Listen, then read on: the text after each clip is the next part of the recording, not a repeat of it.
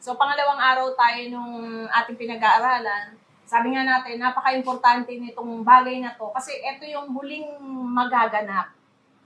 Parang nung nasa Riyadh ako, madalas ko ipamanikan sa kanila, as much as possible, wala tayong malaktawan na masunod-sunod natin. Alam naman natin sa school, di ba, importante yung attendance. Kasi pagka meron kang naka-absent ka at may lesson that time, kumbaga, maaaring mag-suffer yung grade mo. At kung hindi natin madadaluhan, worse, pwedeng bumaksak tayo dun sa subject. Di ba? Pag nagsa-summer, may mga teacher tayo dito. Pagka nagsa-summer ate, buong taon minsan, di ba kailangan ulitin? Or may mga parte lang na kailangan ulitin per subject. Parang summary nila yung lesson ng isang taon. Yan, at least, di ba, babalikan mo. Yung na-miss mo, babalikan mo ng isang taon uli. Di ba? Kumbaga, sa Lord kaya, pagka na-miss natin tong bagay na to, kasi ang ending nitong pinag-aaralan natin, it is something na papunta na dun sa culmination dun sa graduation ng mga mananampalataya. Kaya dapat ready tayo at alam natin kung kailan mangyayari itong mga bagay na to. Ngayon, paano kung may mga taong hindi nakagraduate or hindi nakasama dito sa culmination, dito sa muling pagbabalik ng Lord, meron din kayang summer, yung mga maiiwan. Sa tingin nyo, may summer ba? Bibigyan pa sila ng tsansa ng Lord? Wala na O sige, hagis na kayo lahat sa impyerno. Ganun na ba kaagad? Okay, sa tingin nyo, after ng rapture, okay, mga gagraduate, kasi may rewarding po. Ang rapture po, dadali niya, mga mananampalataya sa langit, may rewarding yun. Kaya sabi ko sa inyo kanina, para siyang culminating activity, recognition. Pero may maiiwan kasi yung mga hindi ready. So, yung mga hindi ready, may tinatawag kasi tayong 7 years tribulation. May chance pa. Okay? Na kumilala sa Lord, yung mga maiiwan. Ang haba ng summer nila. At hindi basta-basta yung summer nila. Pag binalikan nila, alam natin na mangyayari sa loob ng 7 years. Yung hirap na meron tayo ngayon na nararanasan dito, walang katulad dun sa last 7 years. Yung pagtaas ng gasolina, yung halos wala nang makain yung iba, yung gera, hindi tumitigil, maraming namamatay. Times 100 yung mangyayari sa last 7 years. So yes, may summer din naman. Kaso mahirap, di ba? Mas masarap sumabay tayo doon sa communicating. So as much as possible, alam natin itong mga bagay na to para tayo ay ready. Hindi tayo makokot in surprise. Okay, pangalawang pangalawang linggo. Okay, so yung future of Israel nasa Daniel 9 to 12 tayo, yan ang pag-aaralan natin, the whole course session ito. So sa Daniel kasi merong number na madalas mababanggit dyan, 70. Okay, 70. 70. Okay. So ano ibig sabihin yan? So last time natalakay natin ano yung kalagayan ni Daniel? Bakit siya nag-pray? Okay? Ano yung heart ni Daniel by the time na nagpe-pray siya? At alam natin, 3 weeks hindi siya nagpa-fasting siya. Okay, nagsuot siya nung sackcloth kasi pag nagpa-fasting mga tao sa panahon na yun, kahit si King David, hindi sila nagsusot na magagara, hindi sila kumakain para makapag-focus sa pagpe-pray. So yun yung ni Daniel, kasi may naalala si Daniel kung bakit dumating na siya sa time ng pagpe-pray. May naalala siyang promise kasi ng Lord. At ang sabi ng Lord kasi ang promise kay Daniel at doon sa Israelites, sila ay iipunin uli ng Lord, pababalikin doon sa kanilang lugar. Di ba may binigay na lugar sa kanilang Lord? Yung Canaan, yung promised land, yung after nila sa Egypt na ilabas, doon sila dinala ng Lord. Sabi sa pag-aaral, nung ilabas ang mga Israelites sa Egypt, dapat mga mga 2 weeks or more, nandun na sila sa promised land. Pero dahil po sa katigasan ng ulo, hindi sila sumusunod sa Lord, inabot sila ng gano'ng nga katagal bago makarating sa promised land. 40 years. Yung mga 10 days, 2 weeks na biyahe papunta doon, inabot sila ng 40 years. Nagpaikot-ikot sila bilang parusa ng Lord kasi hindi nga sumusunod. Minsan madali naman ang blessing ng Lord, nandyan lang, di ba? Pinag-aralan natin yung nakaraan. Pag hindi ka umaalis doon sa obedience, doon sa pagsunod sa Lord, nandun ka kung nasaan siya nagpapaulan ng blessing, ng protection, ng wisdom, ng kalakasan ng katawan. Andun tayo. since ang Israel hindi sila sumusunod, madalas sila kasing pasaway eh. May maliwanag na instruction ng Lord, hindi nila sinusunod. Diba? So ang sabi ng Lord, doon sila ngayon okay, bilang parusa. Sa atin po, minsan abot kamay mo na lang minsan yung blessing eh. Abot kamay mo na lang pero bakit ang hirap-hirap siyang makuha? So, maaaring i-test natin. Mag-pray tayo sa Lord, Lord, kung may nakikita kang disobedience sa akin, baguhin mo ako. Nais kong magkaroon ng smooth. Diba? Masarap pong kakampi ang Lord. Masarap siyang kapartner kahit sa bagay. Mahirap, kaaway ang Lord. At dito makikita natin sa pag-usuway ng Israel, ang Lord nagbe-bless and at the same time, nagpaparusa siya. Hindi ito lingid sa atin kasi practice ng mga magulang to eh. Pagka mayroong magandang ginawa ang bata, nagre-reward tayo. Pero pag alam natin hindi maganda yung ginagawa, nagpapunish tayo. It's the same rin sa ating Lord. So, sa kanyang pananalangin, kailangan dumating ang sagot doon at special ang sagot ng Lord. Pinadala mismo si Angel Gabriel. Okay? At kailangan pa siyang tapikin, hipuin. Daniel, makinig ka, ito yung sagot. Ang bilis. Sabi doon, hindi pa nag-i-amen si Daniel. Hindi pa tapos mag-pray si Daniel nang dumating yung sagot. Sabi nga natin, ang sarap nung ganong klase, no? On the way na, nasa isip pa lang natin yung hihilingin natin. Basta align sa kalooban ng Lord at meron tayong tamang pag-uugali, rest assured, tumutugon ng Lord ng ganong kabilis. At ito ang focus natin ngayon, communication of God. Ano yung sagot mismo ng Lord kay Daniel? Ito pong communication ng Lord, napaka-importante. Kasi, hindi lang siya nangyari sa panahon ni Daniel, nangyari siya sa panahon na kung kailan dumating ang New Testament, nandun yan, yung storya na yan. Noong mga buhay pa po ang mga lolo't lola natin, yung mga panahon ng gera, nakapalaw po dyan sa sagot ni Daniel. At yung huling times, yung 7 years na inaantay natin, kasama din dyan. So, napaka-importante niya. Hindi yan, okay, nakalipas na naman yung istorya yan. Actually, ongoing to. Itong sagot ng Lord, ongoing hanggang sa panahon natin ngayon, nakikita natin na nangyayari yung sinabi ng Lord na sagot. Alam natin na pag may sinabi ang Lord, gagawin niya.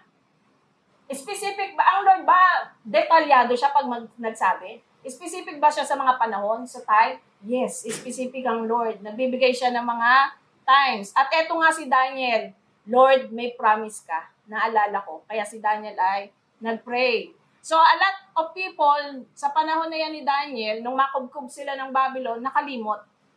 Kasi yung dinatnan nila, may iba-ibang Diyos eh.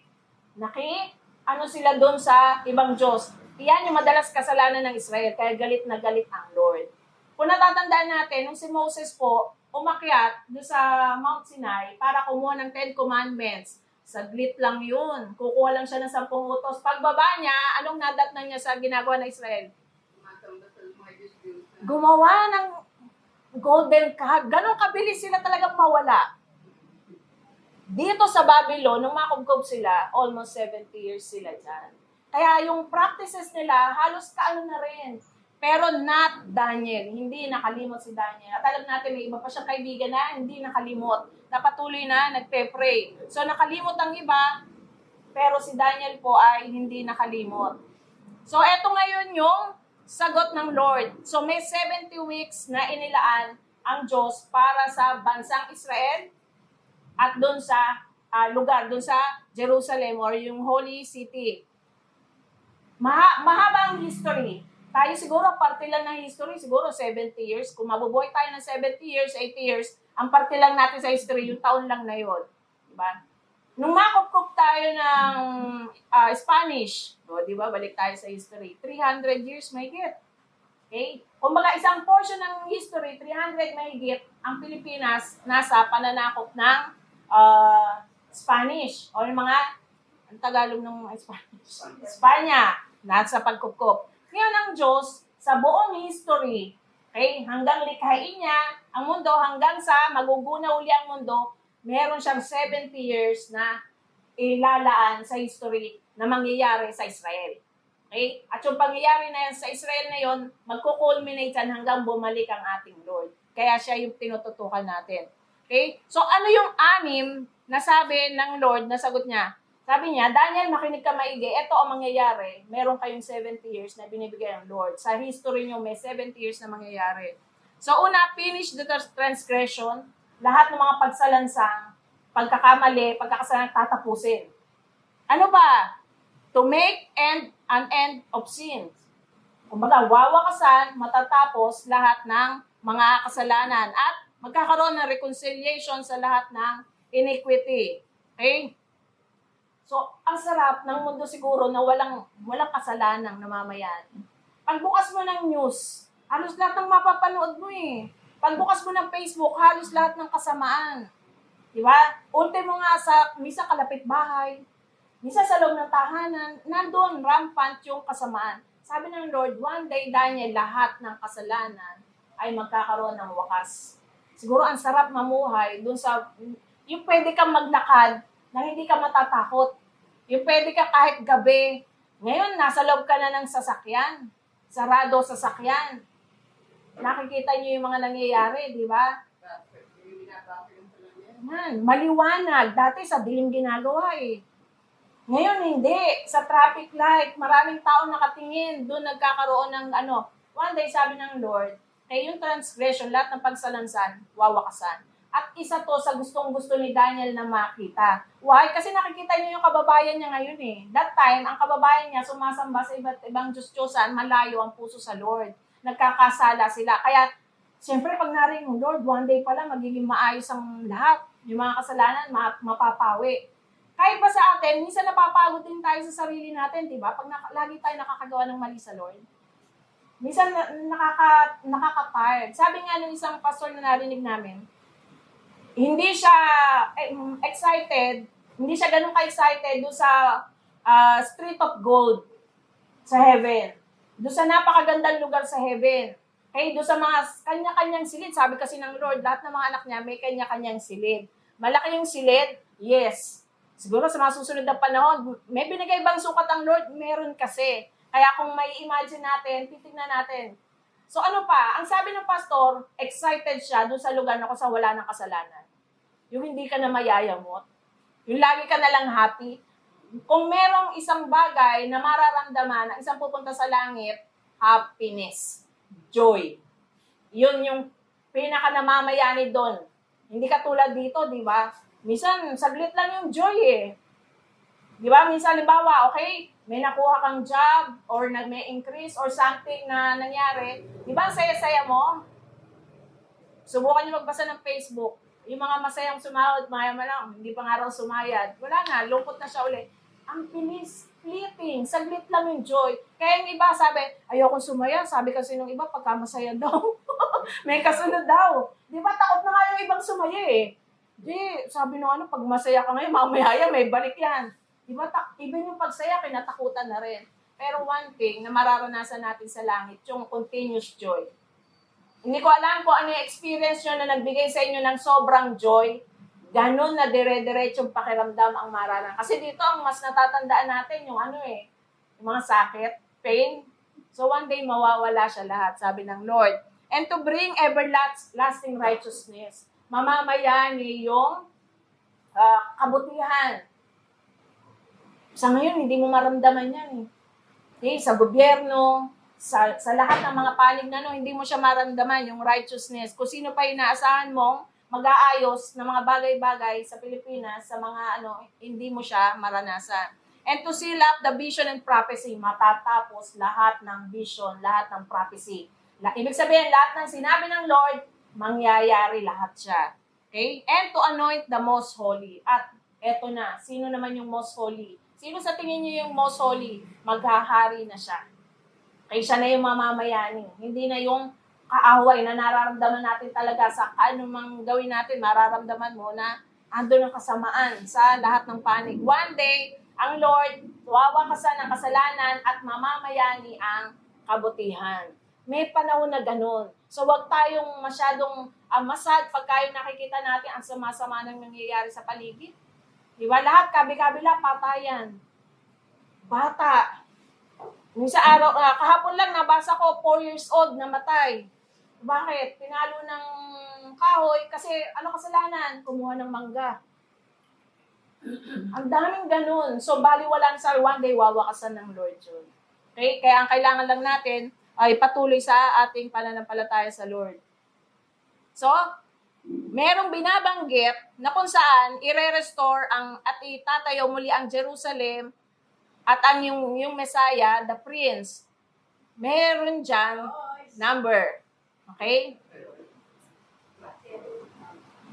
Yan. So, yung number dyan, 7 weeks, 3 scores, and 2 weeks. Parang ang hirap, ano? So, 7 weeks, 3 score, and 2 weeks. Kung sa atin to, ano ba tong number na to? Ano ba to?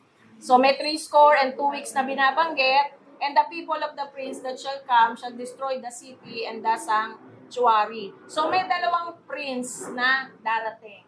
Yung Messiah, the prince, saka yung isang prince na darating. So, may magkaiba. Dalawa ba yung Jesus? Actually, hindi. Sino yung isang peke? Ano tawag sa kanya? Yung peking Christ. Magpapakilala na siya yung Kristo. Oy, ang galing daw. Very good. 1 point. Antichrist. Okay? Kabaliktaran yung kanyang gagawin. Darating yan. Actually, si Antichrist, one day, anytime, soon, pwedeng lumabas. One thing po kasing dadali ng Antichrist sa buong mundo, ano yung ibibigay niya para ang tao maniniwala sa kanya? At sasabihin siya, peace. World peace. Di ba parang Miss Universe lang. Pag tinatanong, gusto mo world peace. Kahit sino po tanungin mo ngayon, isa ang gusto lang mangyari, magkaroon ng kapayapaan. Ang sigaw ng tao, magkaroon ng peace kahit sa ano. One day po, pag lumabas tong great leader na to, tao po kasi yan yung Antichrist, na siyang magbibigay ng peace. Una sa Israel at sa buong mundo. Okay? Gusto niyo bang ma-witness yung buong mundo magkaroon ng peace? Okay? Kasi, ibig sabihin, pagka daw naranasan mo, naabutan mo yung peace, ibig sabihin, naiwan ka. Hindi ka nakasama sa rapture. Bago po dumating ang paghahari ng Antichrist, lahat po ng anak ng Lord, ang pangako niya, aalisin niya sa mundo. Ito po yung rapture. So, pagka namit nyo ang Antichrist, ibig sabihin nun, naiwan. Okay? Kasi 7 years yun na maghahari siya. So, ayaw natin yun. Ang inaantay natin yung pagbabalik ng totoong Messiah, which is Christ. Okay? Ibig sabihin po, determined, ang sabi niya, and the end of it shall be with the flood, and unto the end of the war, desolation. Ang mangyayari sa Israel, sa katigasan ng uli nila, kapahamakan, after kapahamakan, kahirapan, after kahirapan. Kamusta ang kalagayan po ng Israel ngayon? At peace na ba sila? Hindi. Wala pong tigil kasi yun ang sabi ng Lord. For 70 years, magyayari, walang tigil ng ano. Kaya hindi tayo magtataka, bakit hanggang ngayon? Sa tingin nyo, bakit kaya hanggang ngayon, hindi pa binibigyan ng Lord yung totoong peace sa kanila? Isa ang kondisyon ng Lord. Once na ang kanyang bayan ay kumilala sa kanya, humingi ng tawad, hindi pa po yun nangyayari. Pag nanood po kayo ng YouTube ngayon, maraming Israelites, maraming Hudyo, nag-aantay pa ng Messiah. Hindi sila naniniwalang si Christ ang Messiah. At ito ang ironic. Bibigay ng Lord, kaso Antichrist ang magbibigay sa kanila ng peace. Okay? Pero nandun pa rin ang pagliligtas ng Lord. Ang sabi doon sa kalagitnaan ng 7 years, doon sa kalagitnaan, ipatitigil kasi ng Antichrist ang pagsamba. Ang Israelite, ang buong mundo, magkakaroon ng kapayapaan, pero after 3 years, ang sabi ng Lord, 3.5 years, lalabas ang tunay niya kasing kulay. Ito na yung tinatawag natin kasing matinding kahirapan, yung Great Tribulation. Kaya nga sabi natin, kung hindi makakasama ang tao sa rapture, iyan po yung kanyang dadanasin. Why natin inaaral? Kasi ito na yung mga huling mangyayari sa hinaharap. So ayaw natin mabigla, ma-surprise. Di ba? So kaya dapat alam natin. Ayaw niyo ba na sino dito gusto na surprise? Siguro kung good surprise. Pero yung surprise na parang nakakaapangit na parang ayaw natin ng gano'n, no? Para hindi tayo mabigla, ang Lord sinabi na eto ang mangyayari. Magkakaroon ng peace, yes. One day, magkakaroon ng peace ang buong mundo, pero after ng 3.5 years, titigil yung kapayapaan na yun, magsisimula. Okay, yung kagilagilas na pananalanta ng Antichrist. Ano pa? Sabi ni Daniel, so ang pinag-uusapan po dyan kay Daniel, yung patungkol sa Israel, saka patungkol sa Jerusalem. May dalawang prince, si Christ, saka ang Antichrist. At 70 weeks, merong 7 weeks na binabasa, mahati po siya sa 3. Yung 70 weeks, may 7 weeks, may 62 weeks, at saka may 1 week. Bibigyan ko spoiler. Okay, yung 7 weeks tapos na, Yung 62 weeks tapos na. Actually, nandito na tayo sa 1 linggo. Yung 1 week na lang ay inaantay na mangyari. Okay? Hindi ko yan kung ano yung ano. Pero nandyan na po tayo sa 1 week. Okay, magsisimula po. Gusto ko lang linawin. Literal na isang linggo ba yung nag-usapan natin dito? Hindi po. Yan. Mamaya sasabihin ko sa inyo. Kasi kung 1 linggo, parang ang bilis. Di ba? 70 years, parang dapat natapos na yung 70 years. Saglit lang naman yun, di ba? Si Daniel, by that time, 85 years old na siya eh. Matanda na si Daniel. So, sabi dyan, the whole time period begins according to verse, i-restore. Ano ang unang tanda? I-restore at i-rebuild ang Jerusalem. Meron po bang templo ngayon sa Israel? Wala, di ba? Noong year 70 po, sinira ang temple. At kung makikita nyo, may ibang nakatayo siya ngayon doon. Yung bilog, Dome of the Rock, yung dilaw. Na pag pinicturean mo Israeli, yun ang makikita mo doon.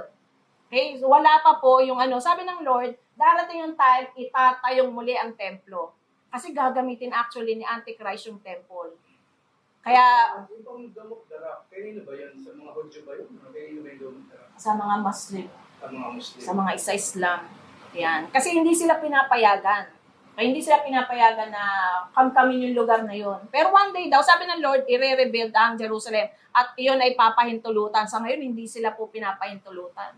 Okay? Kaya nga may warring, maraming ayaw na mag-exist ang Israel. Kaya sila ginigera. Kaya sila wina-wipe out. Kaya laging maririnig nyo sa balita na patayin ang mga Hudyo. Kill all the Jews.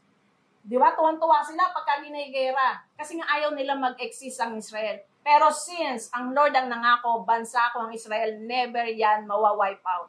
Since Genesis hanggang sa ngayon, yung maliit na bansa ng Israel, malaki pa po ang Luzon sa Israel. But why siya nag-exist? Kasi ando ng kamay ng Lord. At may pangako ang Lord, magkakaroon din ng katapusan lahat ng nararanasan nila. Okay? Kaya nga ano sabi ng Lord? Ibinebless na daw at gustong-gusto ng Lord, pinagpe-pray natin ang Israel. Pray for the peace of Israel. Nasa Biblia yun. Nandun yung blessing ng Lord doon sa mga tao. So may dalawang sa katapusan, may Messiah, the Prince, na darating. Okay? Determine the kind of people, 70 weeks, to cut off something. Ibig sabihin nun, pagkatapos ng 70 years, yun na yung katapusan. Kumbaga, mangyayari na yung mga pangako ng Lord. Naniniwala ba kayong gaganda pa tong earth ulit? May pag-asa pa po bang gumanda ng ating earth? Maging okay? May pangako ang Lord doon. 1,000 years. Aayusin niyang muli ang earth for 1,000 years. Okay? Kasi siya mismo ang maghahari kasama ng mga saints. Okay? Medyo malawak yung anong yun. Sa ibang pagkakataon natin siya pag-aralan. Okay? So, and the idea is that in all of the flow of human history, God has cut off a segment of time, pulled it out for His own purposes with His own people. Okay? So, yung i-accomplish, yung pagliligtas sa Israel, mangyayari pagka natapos yung 70 weeks or 70 years. So, bakit parang kanina years, kanina weeks? So, ano ba talaga? So, merong 6, tayo kanina tinignan, tatapusin ng Lord lahat ng pagsalansan. Sa mundo natin, sabi nga natin, wala kang makikita kundi kasamaan. Diba? Dati, nung bata kami, pag lumabas ka kahit hanggang hapon, hindi nakakatakot no? Maglakad ka dyan, hindi ganun nakakatakot. Ngayon, kahit umaga, di ba nakakatakot? Sabi nga, nasa loob ka ng bahay, o kahit nasaan ka man. Nasa loob ka. Na, di ba? Yung iba nga natulog lang Hindi na, di ba? I mean, maraming pwede mangyari. Masyado sigurong madaming nakain or what. I mean, kahit natutulog, hindi kami minsan ligtas. Pero sabi ng Lord, lahat ng mga pagsalansan, lahat ng kasamaan, tatapusin niya one day. So may pag-asa po. Kumbaga, entayin lang natin yung sinasabi ng Lord. There's coming a day when every time sin rears its head, it will be crushed with a rod of iron. All apostasy will be over. All evil will come under divine control. So lahat ng masama, lahat ng kurakot, kung hindi sila magsisisi, kasama yan sa lilinisin ng ating Lord. Madami bang kurakot sa Pinas? Oo naman. Nung nasa abroad po kami, yan lagi po ang talaga sa balita. Okay? Pati nga po yung ating malapit kaming kapitbahay, bandang kanto po, yung nakakulong po ngayon. Sabi, ang dami yung reporter nung nakakaraan dyan. Sabi, mga diskaya. Opo. Dito po yung sa kanto namin eh. Sabi ko doon sa mga bata, baka makita ko kayo sa balita, huwag kayong pupunta doon kasi nagkakagulo, di ba? So, ang Lord nagbibigay ng justice, yes. Okay? Hindi pa buo, pero alam natin magbibigay ng justice ang Lord. Lahat ng meron sila ngayon sa isang iglap, nawala. Okay? Magkakahiwalay sila ngayon magpamilya. Ibig sabihin, wag natin, sabi ng Lord, wag nyo kaingitan yung mayaman ng dahil sa kasamaan. Mas mag-ipon tayo ng kayamanan sa langit sa paggawa ng mabuti kasi yun hindi raw nasisira at one day i-re-rip natin. Okay? Tatapusin ng Lord lahat ng kasalanan. Ito, napakasarap. Hindi lang isang klase, sins, lahat ng klase ng kasalanan. Pati ba yung kasalanan yung pagiging bugnutin? yung lagi mareklamo, kasalanan ba yun? Yan, yung pagising mo, imbis na mag-pray, Lord, thank you po, nagising ako, reklamo ka, ang init naman. Di ba? Lalo na yung mga nag-hot flashes dyan. Kaya mga minsan, tandaan po natin, pag dilat ng ating mata, una, pasalamat tayo sa Lord. Yung paggising mo lang, ang laking pasalamat yun kasi merong hindi naligising. Alam niyo po bang kada galaw ng segundo ng kamay, alam niyo yung segundo, no? Ganyan lang siya kabilis. Almost 2 ang namamatay kada kumikilos siya. Average. So ngayon, ilang minuto na ako, ilan na yung ano. At ito nakakatakot. Kung hindi ka pupunta ng langit, pupunta ka, parusa, impyerno. So araw-araw meron. So salamat sa Lord pagka tayo ay nadidilat. Huwag mo nang kapiraw. Huwag mo nang pandesal. Ang Lord muna murahin. So 70 weeks, ang ano pa, yung iniquity, i-cover lahat ng kasalanan, may magbabayad. Nangyari na kaya to? May nagbayad ng kasalanan lahat ng mga tao? Nangyari na ba to? Or mangyayari pa lang, may nagbayad ng kasalanan? Noong nakaraang linggo, inaalala natin to. Yan. So ang Lord, pumunta na siya sa earth at nagbayad ng kasalanan. Okay? Ang kailangan na lang ng tao, hindi pahirapan ng sarili niya, siya yung magpapako. Imagine niyo kasi pag gagawin ng tao yun, parang sinabi mong, Lord, kulang yung ginawa mo. Mas gagawin ko better. Okay? Pero ang sabi ng Lord, ang kailangan lang natin gawin, tanggapin kung ano yung ginawa niya na. Kasi once and for all yun. Tapos na siya. So, etong reconciliation ng sin at pag-ano, ang Lord na yung nagbayad. So, sin in general, sin in specific ay babayaran. At alam natin, ang Diyos ay binayaran na nangyari na yan sa cross. Okay? So, yung pinula kay Daniel, nangyari na yung portion na yan. Okay? Ang Messiah pinanganak at after 33 years, pinako siya sa krus, inalala nga.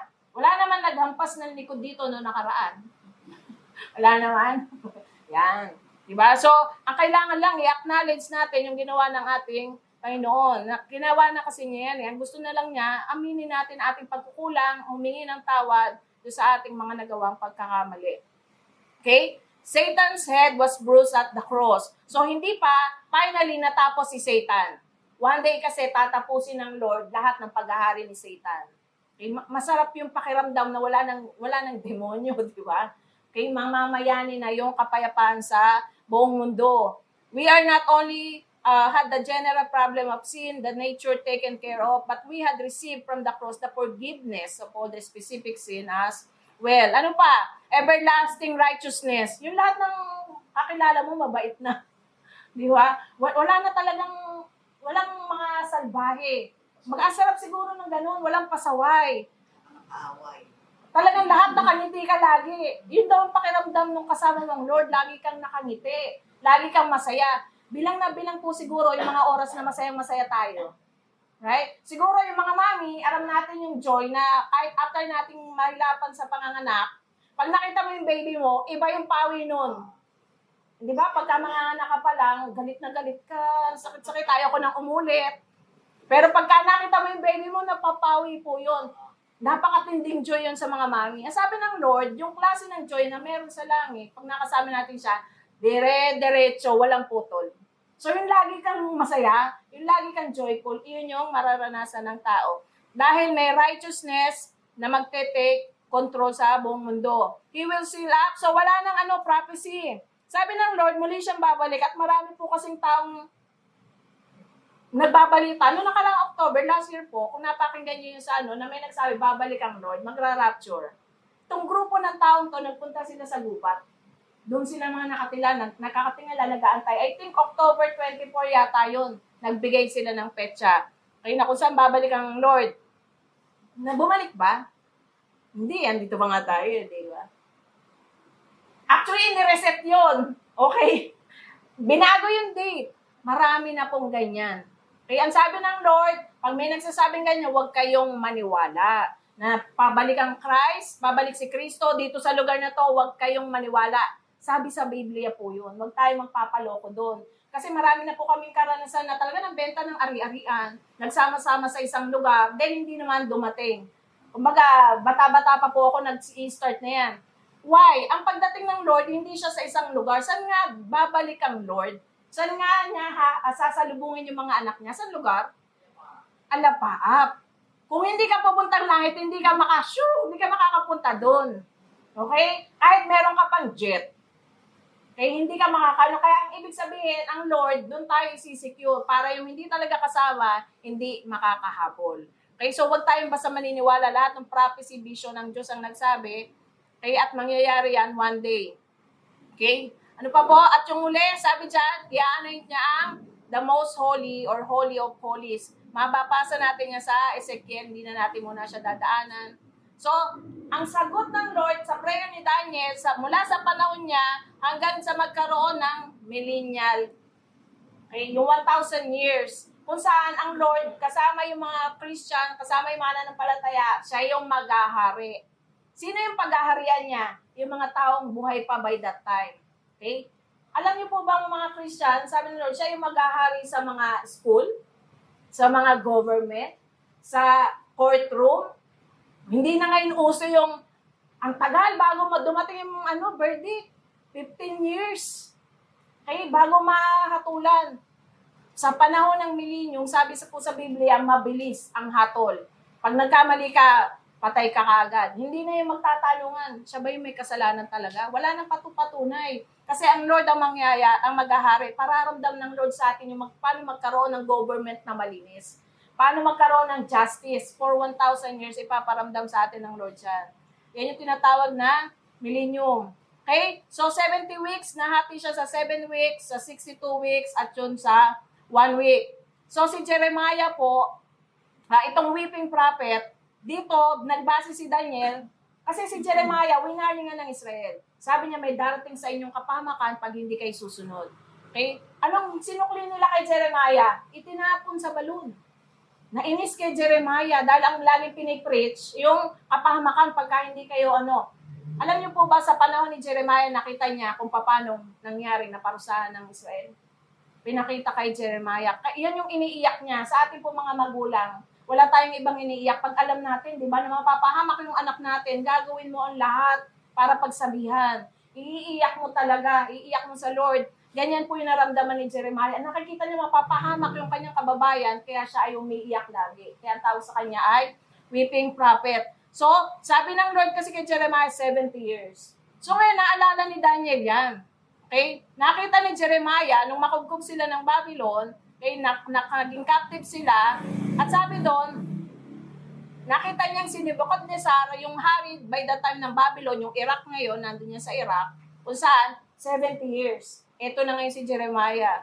Sabi ni Daniel sa kanya, Lord, 68 years na kaming kubkob nung nagpe-pray siya. 69 years na kami. Lord, malapit na yung 70 years, palalayain mo na kami. Okay? Kasi, mahirap bang makubkob ng ibang bansa?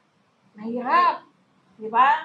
Yung mga ninuno natin, si Lolo Belo, no, pag nakukwento nung nakubkob, hindi ganun kadali. Di ba? Mahirap. Ang Israel, 70 years, magsi-70 years na silang under ng Babylonia by that time. Eto si Daniel, Lord, may pangako ka, 70 years, sabi mo kay Jeremiah, papalayain mo na kami. Ano ang sagot ng Lord sa kanya? Oo nga, no? Ganun ba? Papalayain ko kayo. Actually, sabi po dyan, mali ang pagkakaintindi ni Daniel doon sa 70 years. Hindi siya literal na 1 hanggang 70. Daniel, no. Nagsisimula pa lang kayo. So, ang Lord nagpapala. Tandaan natin. Pero nagpapalo ang Lord. Pagka tayo masuyawain, hindi pwede tayong makalusot.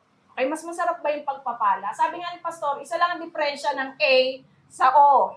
Okay, pagpapala sa pagpapalo. So, nandun sila kasi sa pagpapalo ng Lord. So, sa Isaiah din, sinabi din doon na malapit na mag 70 years yung pagkakabihag nila sa Israel. So, alam ni Daniel yung timetable niya, okay? Kaya kinausap siya ng angel. At eto, ano nga yung 70 weeks? So, sabi dyan, yung 70, yung weeks po, hindi siya literal na katulad sa atin. Okay? Na 1, 2, 3, 4, 5, 6, 7. So, shabuwa, ang tawag dyan, o shabuwim sa Hebrew, hindi siya eksakto katulad na isang linggo sa atin. It means 70 sevens. So, sa math, mga magaling sa math, ilan yung 70 times 7? Mga matter, no? So, ilan yun? 70 times 7. 490 years. Daniel, hindi 70, kundi 70 times 7 ang dadanasin nyo and 490 years yung kahirapan na yun. Malaman mo lang ganun katagal, di ba? Naubos na yung ibang salin lahi. Okay? So, ang Lord, 70 years, at pagkatapos daw ng 70 years, magiging over na. Pero yung 70 years kung pinag-uusapan natin, 70 times 7 o 490 years. Okay? So, sabi nga rito, ito, meron tayong di ba? Meron tayong gatong math. Noong nakaraan, nakatuwang ko to eh. Ano sagot dyan? May extra rice mamaya yung makakasagot. Ano sagot? 30. Ano ba? 40. Uy, nahati na sila. 30, 40. Ano sagot? 30. Okay? Naninindigan ba kayo na 30 talaga? Yung mga 40, lalaban ba kayong 40? Ang sagot yan. Okay. Actually, 30. Di ba? Parang kay Daniel lang, nagkamali siya ng may MDAS kasing, tama ba ate? May MDAS. So, si Daniel, kala niya 70 lang. No, Daniel, 70 times 7. Kahit siya, kung titingnan mo siya, ganun. So, actually, 30. O, di ba? Yung mga matter. Mahilig sa math. Why? Bakit ganun katagal? Yung parusang ibibigay sa Israel, dito tayo magtatapos. Okay? Ito ang isang reason kung bakit ganun katagal pahihirapan ng Lord. Actually, yung 490 years pong yun, yung 7 years, hindi pa nangyayari. Kaya sabi natin, bakit hanggang ngayon may gera sa Israel? Bakit hindi tumitigil? Kasi may isang linggo pa pong natitira sa Israel. At one day, matatapos yung paglumabas ang Antichrist. Okay, ano ba ang kasalanan nila? At para po rito, maiwasan natin to. Huwag tayong dumanas nung dapat, ang nakuha ko na itong bagay na to, ba't di ko siya makuha-kuha? Ang hirap-hirap. Parang kagagaling ko lang na nakaraan. Ngayon, eto na naman, may nararamdaman na naman ako. Okay, para maiwasan natin, ano ba yung kasalanan ng Israel? Meron siyang laging sinusuway, yung 7th year Sabbath. Okay? Ang sabi ng Lord, sa Israel, okay, ang yaman ng lugar nyo, 6 years, sakahin nyo yan. Magtanim kayo, umani kayo for 6 years. Pero yung 7th taon, pagpapahingayin nyo lupa. Sabi ng Lord sa kanila, 7th taon, walang magtatanim, hayaan yung makariging parang sa atin, di ba? Isang linggo ba okay magtrabaho, buo? Di ba hindi? Kailangan may pahinga. Di ba? Para makabawi ka. It's the same. Sabi ng Lord sa lupa, pagpahingahin nyo yung lupa sa 7th araw. Sumunod ba ang Israel? Hindi po sila sumunod. Okay? Diretso nilang inaani. Mababasa niyo po yan, I think sa Chronicles. Yung istorya na yan, hindi nila pinagpapahinga ang lupa. Okay? Nagtatrabaho sila. Sa atin po, ang Lord may inutos sa atin. Ano yung araw na inutos ng Lord na kung saan magpapahinga tayo sa presensya niya at magbibigay tayo ng time sa Kanya? Nagbigay ba ang Lord sa loob ng isang linggo? O, sige, 7 weeks, magtrabaho kayo. Ba sabi ng Lord? Ano sabi ng Lord? Nagbigay yung araw ng linggo. Yan, di ba? May isang araw. Para sa Lord ba yun? Actually, hindi. Para sa atin, makapagpahinga at may kalakasan tayo. Kasi pagdating ng Lunes, na madalas natin mabasa sa Facebook, natatakot sila pag Lunes eh. Lunes na naman. Parang ang bigat-bigat ng Lunes. Mas nakakatakot na hindi ka abutin ng Lunes. Okay? Mas okay na yung humarap ka sa Lunes. So, ang Israel, hindi nila po ginawa yan. Kaya ang sabi ng Lord, okay, hindi nyo pinagpahinga ang lupa Sinasaka nyo hanggang ikapitong taon, ang sabi na, aalisin ko kayo dyan para makapagpahinga lupa. Ang Lord, pag nagsabi, gagawin niya. Okay? Sabi niya, hindi nyo pinagpapahinga, trabaho kayo ng trabaho dyan sa lupa, aalisin ko kayo dyan. Hindi yung hindi ginawa ng Lord na tuyot ang lupa, kundi yung matitigas na ulo na tao, inalis nila. Kaya kung mapapansin niyo po, ang Israel matagal na nangalat po yan. Lagi sila nakukubkob na ibang bansa, inalis sila ng Lord. Why? Para makapagpahinga ang lupa. Sa atin din po ganun. Hindi po optional yung isang araw na pagbibigay ng araw sa Lord. Hindi nga 24 hours yung linggo, di ba? Minsan 2 hours lang para sa Lord. Pero ang sabi ng Lord, utos yun. Hindi optional. O nasa choice mo yun kung magsisimba ka o hindi, utos. Ang Lord nung bumawi, dahil hindi sila sumusunod, eksakto ang sabi ng Lord. Bakit naging 490 years? Okay? Inalis ng Lord yung mga Israelites sa lupa, kaya sila nakubkob ng Babylon, nakubkob ng Greek, nakubkob ng Romans, up to now. Unti-unti pa lang silang nakakabalik po sa, mas marami pa pong Israelites na nasa labas. Hindi pa po sila fully nakakabalik sa lupa. Nandiyan po yan sa Chronicles. Pagpapahingay ng Lord ang lupa hanggang bumalik, ma-restore yung lupa, saka ako kayo babalik dyan. Ang hirap, Pag hindi tayo sumusunod sa Lord sa one day na hinihingi niya, it's either, okay, nakakapigil sa'yo yan, pwede niya alisin kasi yung word. Pwede niya alisin yung something. Di ba? Kaya nga po sabi ng may isang ilustrasyon na sabi, ba't di ka makapag-church pag Sunday? Wala pong mag-aalaga ng baboy. Yung mga baboy ko pa, wala pong mag-aalaga. Okay? Kaya nung kwento lang naman po yun, pero nakakalungkot, nung bumalik ang Lord, hindi siya nakasama. Sabi niya, Lord, ba't di ako nakasama? Wala mag-aalaga sa baboy. Okay? Ayaw natin nung gano'n, di ba? Kung gusto natin, makasama tayo pagdating ng ating Panginoon. Okay? So, sa Psalms 3:70, pagka hindi na natin yan. So, yung pinag-aralan natin kanina, 490 years. 70 years po na hindi pinagpahinga ng Israel ang lupa. Diba sabi ko sa inyo, 6 years magtatrabaho sila, ikapito, hindi. 70 ganon. Kaya po, bakit naging 70 times 7. Kaya naging 90 years. Sisingilin sila ngayon ng Lord sa loob ng 490 years. Mawawalan sila ng kapahingahan, ng kapayapaan. Kaya up to now po, ganon ang kalagayan ng Israel. Okay? Pero one thing, since bansa ng Lord ang Israel, chosen siya, kahit kakapraso po siya, never siyang na-conquer. Nakita niyo yung kamay ng Lord doon? Di ba? Ang lalaki po ng bansang umaaway sa Israel. Nakapaligid sa kanya but still, nagsusurvive ang Israel. Why? Ang sabi ng Lord, after nung 490 years, ililigtas ko kayo. So, yan po yung ating patungkol po dun sa medyo mamat tayo ngayon. Pero tandaan po natin yan, next week po, pag-aaralan natin, ano ba yung naititirang isang linggo? Okay? Kasi yun na yung last, na kung saan mangyayari sa Israel, ano ba yung mangyayari dyan sa war na yan? Matatapos pa ba yung war na yan? Okay, so, yun po yung ating Yun na lang yung balance. 1 week. 7 years na lang yung balance. Na kung saan, sino nga yung mag-ahari sa loob ng 7 years? Nagtatanong ka ng balance. Antichrist. Okay?